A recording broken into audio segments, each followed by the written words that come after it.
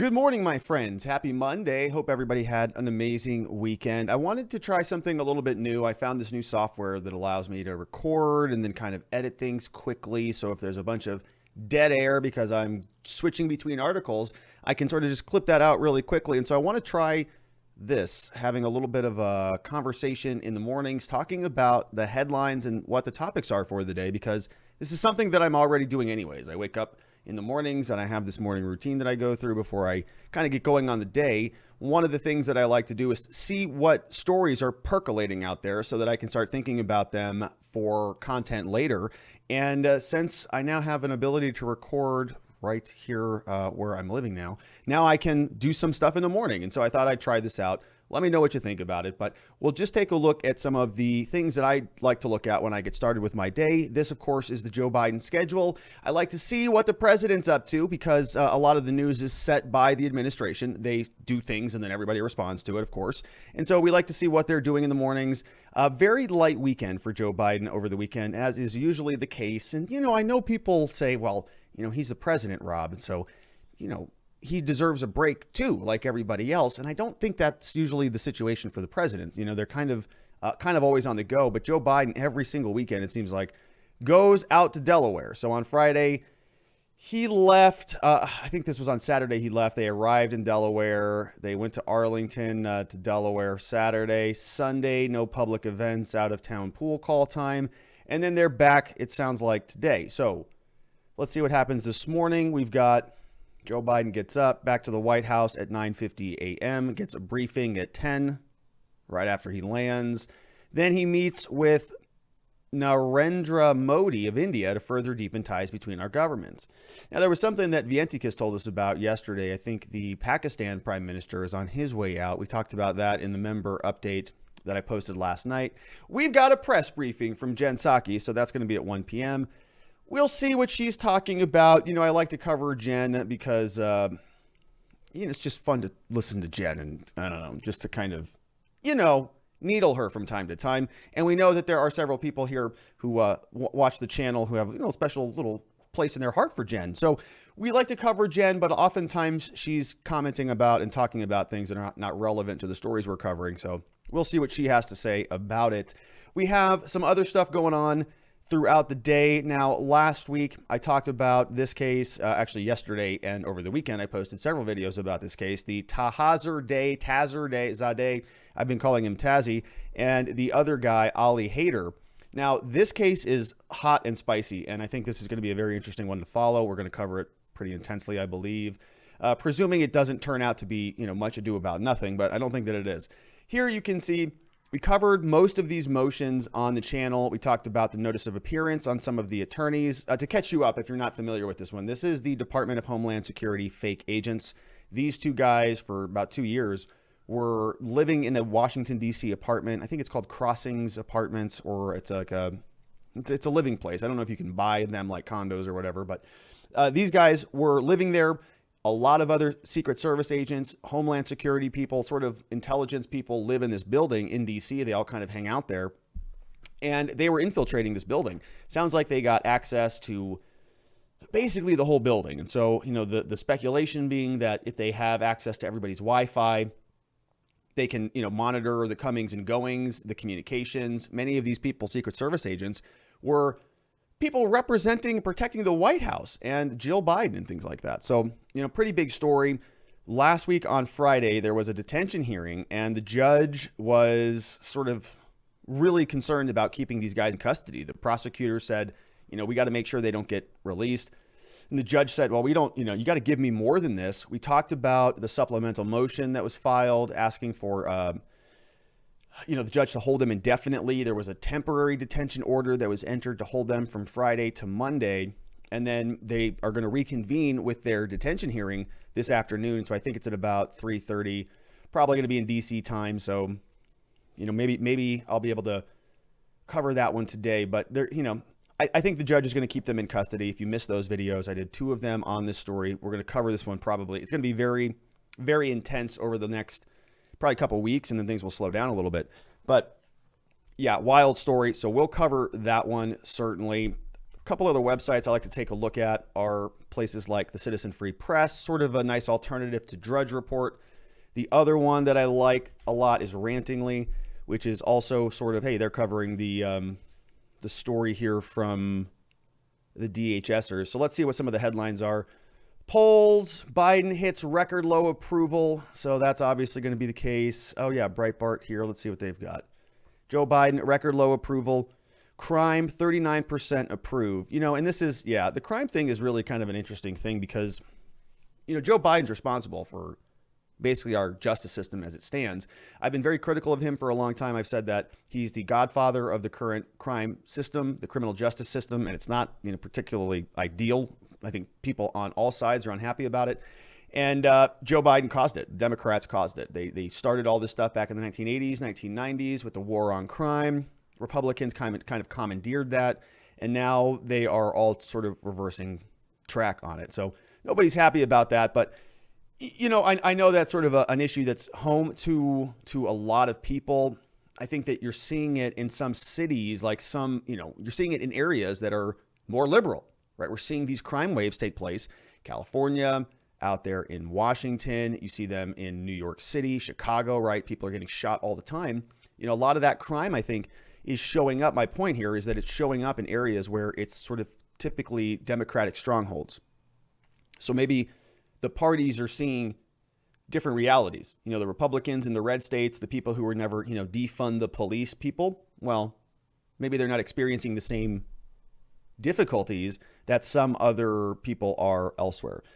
So interesting. Over from Citizen Free Press, let's see. Oh yeah, so Dr. Oz got endorsed by Donald Trump this weekend, and people very unhappy about that.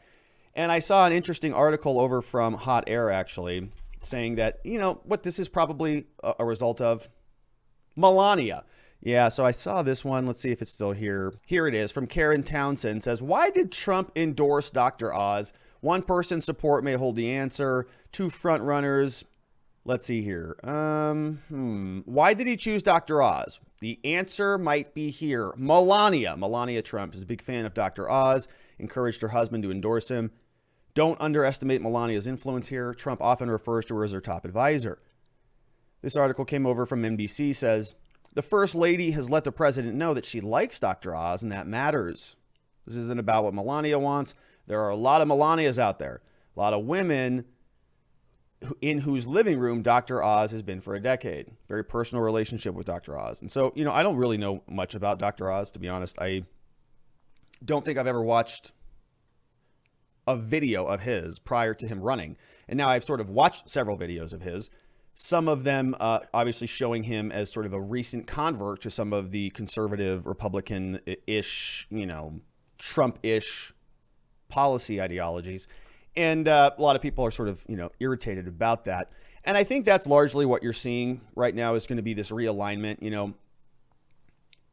Politics is extremely shallow and, superficial. And so I think that you're going to see a lot of these candidates, there's sort of a realignment that's happening here. So you're going to see people just kind of say, well, I know it's not authentic, but it's the right decision, or this is maybe the right vessel for them, right? Maybe they're not people of integrity or policy, sort of steadfastness, but they are people who are just going to jump on the latest bandwagon to further their political ends. And, I think you're seeing that on both sides. I think you're seeing sort of this new style of politics. You've got people who are very, very, on the sort of wings of the parties, who are very loud and vociferous, I think is a word for that.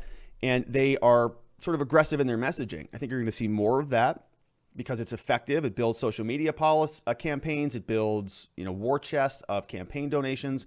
And so it's a style that I think is working. And Dr. Oz is going to jump on the latest bandwagon. Trump, if he sees, that he's going to help him in any way, shape, or form, he's going to capitalize on that. So, it's politics. Maybe I'm just jaded. Jaded's the word. Maybe I'm just jaded about all this politics, too much to sort of care one way or the other. But I think that it's all, hopefully he wins. If he doesn't win, then it's going to be a problem for Donald Trump. That's for sure. because people are going to start to say, well, what's his endorsement power really worth? And maybe Ron DeSantis is hanging out on the sidelines, kind of feeling some of this stuff out, waiting to see whether he actually has the staying power that some people expect he has. Let's check out some of the stories over on Locals. Murphy24 is here sharing a link about China. China has been having some very interesting stuff going on.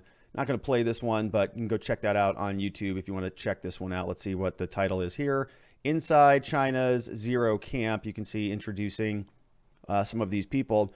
Now, speaking of hot air, there was another one. This is a good website, and they sort of are, they're kind of center-ish, center-right-ish, and so they cover some of the general stories, but they miss a lot of stuff. But some of the China stuff has been being covered by Pundit. Here it is. Shanghai residents wail from their windows in agony over the lockdown. Yeah. Here, right, this is a video on Twitter. Somebody posted. It says, what the? The video is taken yesterday in Shanghai, fathered by a close friend of mine. She verified its authenticity. People screaming out of their windows after a week total lockdown. No leaving your apartment for any reason. And I listened to this. It's really horrible. Right? It's people screaming. Crying. I've been to Shanghai. I traveled around Shanghai, and it's, you know, it's a scary thing. There's another video here.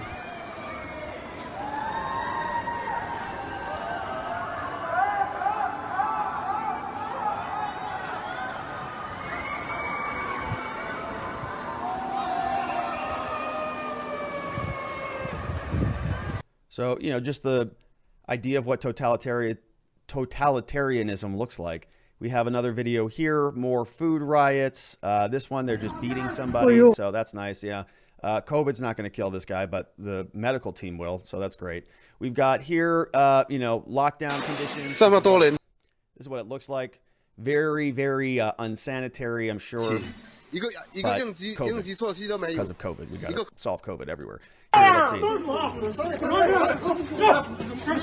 Yeah, that looks nice and peaceful.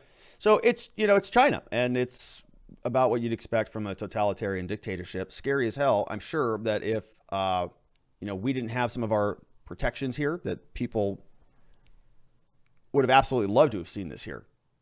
And I don't think anybody would even doubt that. There's probably people on the left who would even admit it. Right? They were saying that people should be locked down basically indefinitely. Send people out to the doors and make sure that people are doing what we tell them to do. All that stuff. It was crazy times.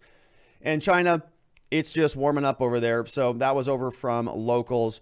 We've got a couple posts here. Joey Bondolero. We have this one from Three Girlies. Somebody saying Putin's going to be gone soon. So excited Russian dissidents. Another one on Ukraine stuff from Heather. Says stay at the 5-minute mark. The interview on the backside of this video is very interesting. The interview, former prisoner of Soviet gulags. There was a memorial and a museum to the victims of the communist regime. So go check that out here. Just for the sake of time, I'm kind of just going to do headlines today. But this is, you know, obviously, I have not been covering much of the Russia-Ukraine stuff. There's been so much news elsewhere, sort of in the criminal jurisdiction, which is a little bit more in my wheelhouse. And it's actually really difficult to talk about Russia-Ukraine for several reasons. One, I'm not sure what's true or not. I'm not sure if any of it's really true, to be honest. We see a lot of information pouring out. And what is, by the time it gets filtered to us, by the time it goes through news agency to news agency, from person on the ground through Zelensky to the UN to MSNBC, you go, man, I'm not sure I can believe anything on that. It's sort of like that game of telephone that you'd play when you were, you know, kids. It's like, you know, Johnny wears a red hat, and by the time it gets to you, it's something very vulgar. And can't even repeat it here.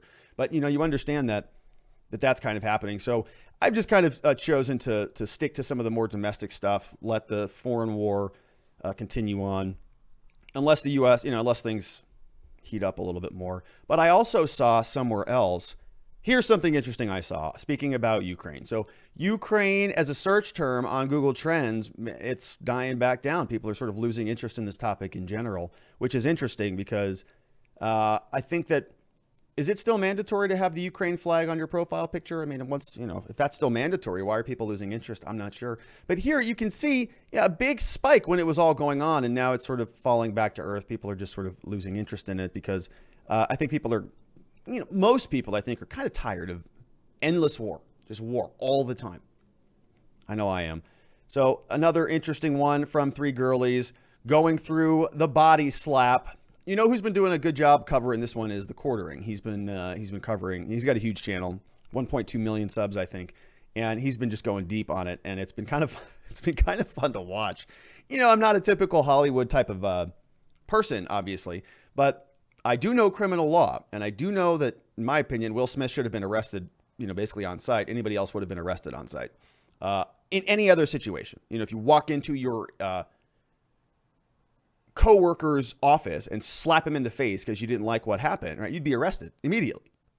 No question about it. Doesn't matter where you're at, any event, dinner, you walk up, slap somebody, and every police can see it. You'd be arrested for that. Not Will Smith though. So it's been kind of fun to watch what's going on. You know, just in terms of not for Will Smith. I actually feel bad for Will. I think that he is a absolutely broken man, and I think his marriage is a large part of that.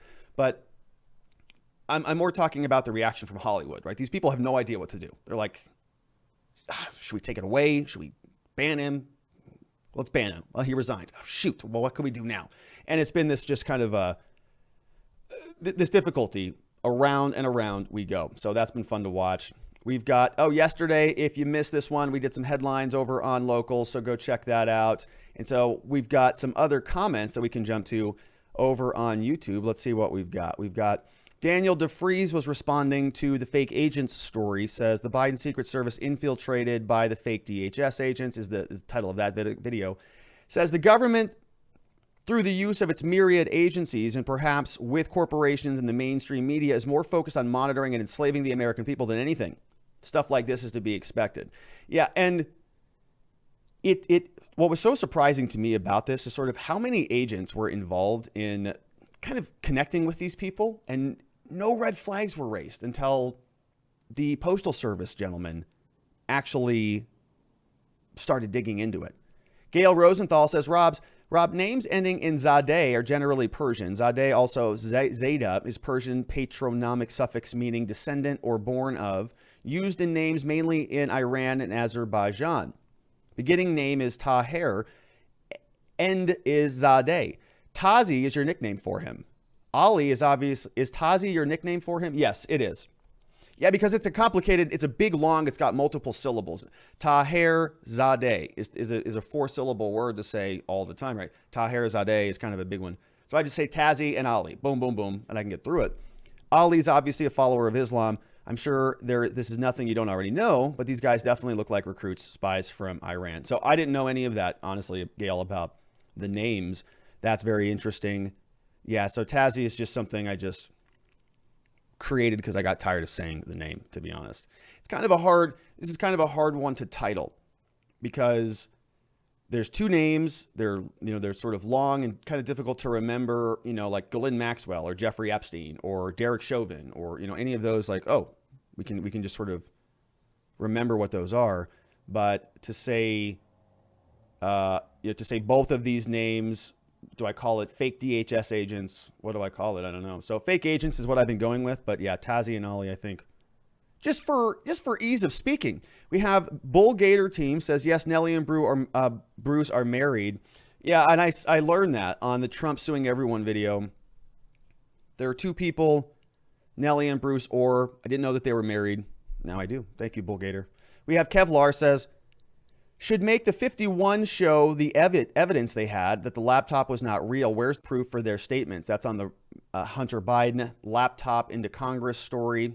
Robert, you made my day. You know how to tell a story. You're the best podcaster around. Well, thank you, Deborah. That's very nice. I'm not so sure about that, but thank you for that compliment, Deborah. That was on the Hunter story, saying that the prosecution is heating up. John says, great video on the Rep Gates. We've got MJ says, hey, Rob. Well, let's say, hey, MJ. And we're recording this. Hey, MJ. And we'll reply that here.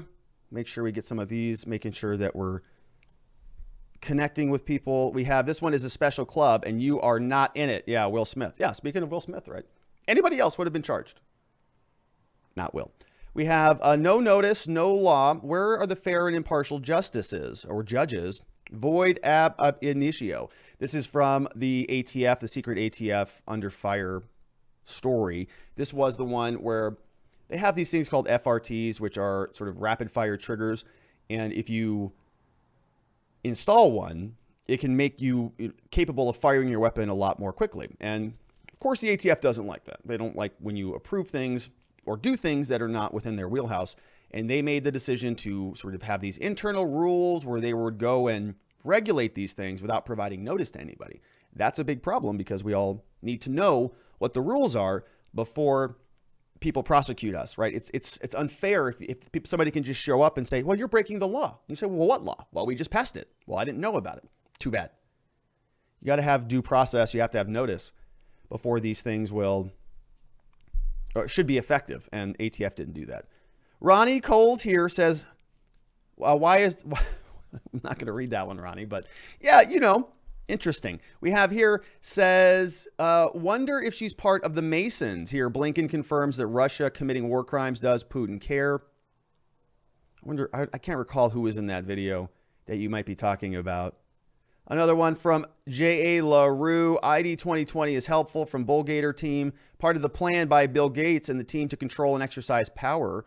EAGRD is here, says thank you, and says I agree. Bill Barr shocked. How do these people with a complete lack of intuition make it into these important positions? That's from T. Nance. Another one from John Arnett says, I read Barr was on the board at Dominion. Anyone else hear that? I have not heard that. But it doesn't mean it's not true. Another one from Wolfgang says, thanks for being awesome. Wolfgang says, I don't use Zoom. Yeah, and so he was talking about, we had for members, sometimes I'll post little things here where you can get some perks and some other links to some other things. So those are some of the comments that came over on YouTube. Let's see what else we have. We are very likely going to have a Michael Sussman update coming up as well. You can see here is the docket. And we had a couple entries come in over the last week. And so here, let's see. We have different requests due by the end of April. We've got a transcript deadline, May 7th. Michael Sussman is the guy who's been indicted for lying to the FBI. We've been covering this case pretty at length. We know that the Sussman sort of investigation is part of the Durham investigation, which is really the investigation into the Trump-Russia collusion hoax and the entire Michael Steele, Fusion GPS, Hillary Clinton hoax saga that we've been covering. Now, Sussman has some pretty good defense lawyers. If I can be candid about this, they've been filing several motions. I think we have not talked about either of these. And so we're going to be due up for a Michael Sussman hearing update pretty soon. The court is going to hold an ex parte conference regarding the government's classified motion for a protective order. And that hearing is going to take place this week, April 14th. And so that means that's coming up on Thursday. So that's going to be Thursday the 14th. So we'll have a Sussman update this week for sure. A couple things they filed, as we can see, motion to compel the production for in-camera review by the USA. So here's an in-camera review is something that is done sort of with the judge only. So they just submit this stuff over to the judge and they say, Judge, we need you to look at this stuff. And then we're going to ask you to do certain things with this stuff. But you're going to have to look at it before you can really make a concrete decision on what to do with it. You got to know what it is, right? And that's what they're asking for. So there's the U.S. government is saying, we've got some stuff that we think you should look at. Judge, take a look at it. Motion to compel the production of those documents.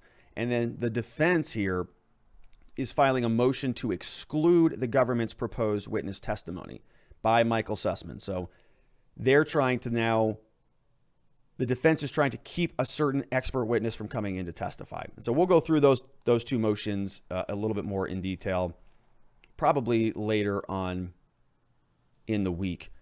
Let's see what Rantingly has here before we jump out of here for the day. We've got something more than just con men here. This is coming over from And Magazine. This is on the fake DHS people.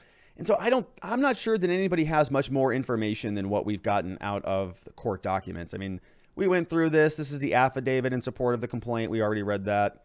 We've covered most of these pictures. So I think we're pretty much up to speed on that story.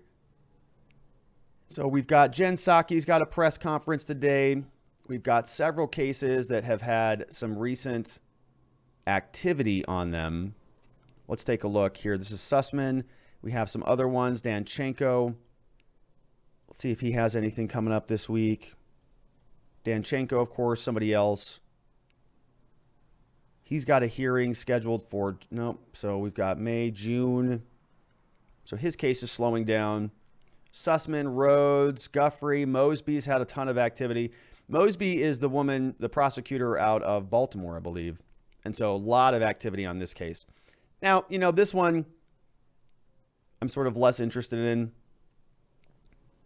just as a general matter. She's filing a ton of motions, and so I'll probably take a look at that, but not sure I'm going to actually make an update on that one. Let's see what else.